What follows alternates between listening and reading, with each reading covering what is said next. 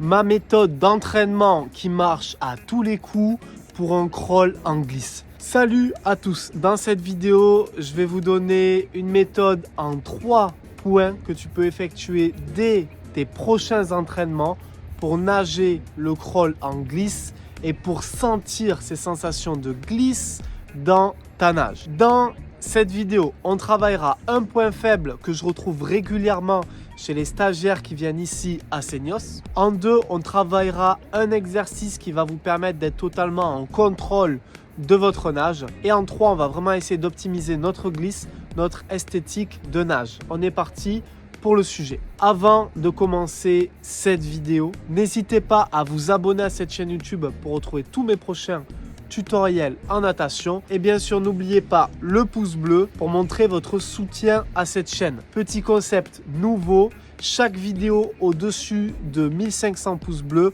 on fera une partie 2. Donc si cette vidéo vous intéresse, le pouce bleu pour mettre en place une deuxième partie. On commence maintenant avec le sujet. Battements. Les battements accompagnent votre glisse. Ils sont un des 2 moteurs de votre nage. Le premier moteur, ça va être les bras, mais les battements sont aussi un moteur. En plus de ça, ils vous permettent un parfait alignement de votre corps quand vous nagez le crawl. Les battements sont très importants à travailler. C'est pour ça qu'on va faire une petite série bien sympa. Vous allez faire 6 fois 50 mètres. 50 mètres battements sans matériel.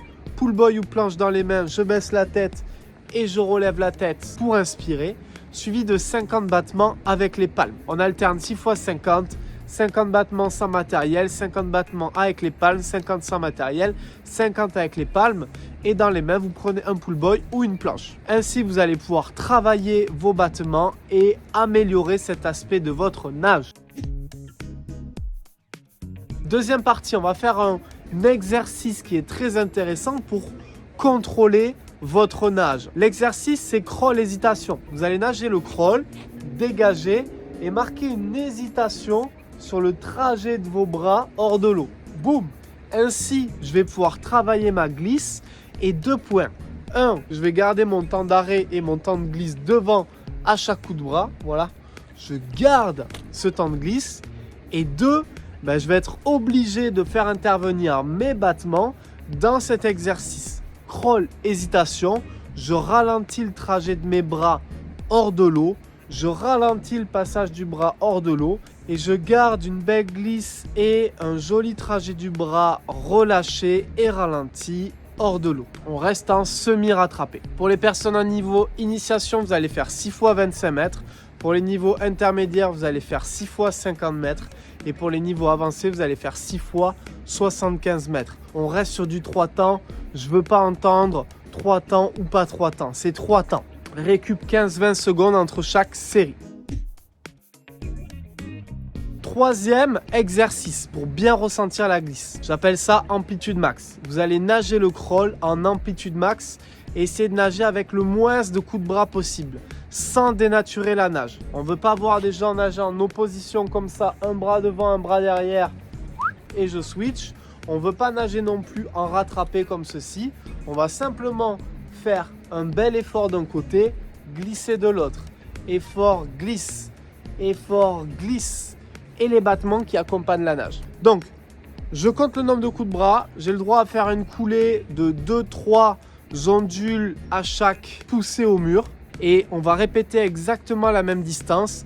6 fois 25 pour les niveaux initiation, 6 fois 50 pour les niveaux intermédiaires, 6 fois 75 pour les niveaux avancés.